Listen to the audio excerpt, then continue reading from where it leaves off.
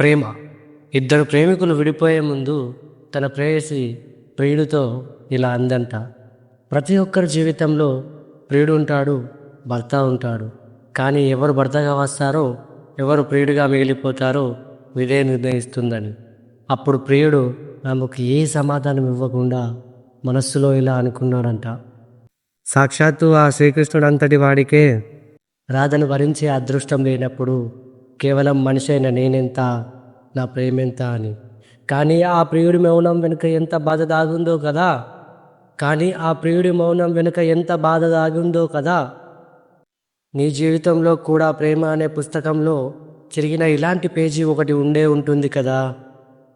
4 గోడల నడుమ ఎక్కి ఎక్కి ఏడ్చిన క్షణాలెన్నో, నిద్రలేని రాత్రులను గడిపిన రోజులెన్నో. మిత్రమా, రోజు నీ వెచ్చని కన్నీటితో స్నానం చేసిన ఆ తలదిండుకు మాత్రమే తెలుసు నువ్వు పడ్డ తపన. ప్రేమలో ఓడినా జీవితంలో గెలుస్తాను అన్న ఆశయంతో ముందుకు సాగు. నిన్ను నమ్ముకొని వయస్సు మీద పడుతున్న నీ తల్లిదండ్రులు ఉన్నారు.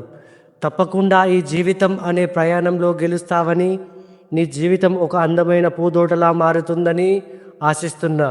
ఇక సెలవు. నిన్ను ధైర్యంగా ఉంచడానికి ఏదో నా ఈ చిన్న ప్రయత్నం.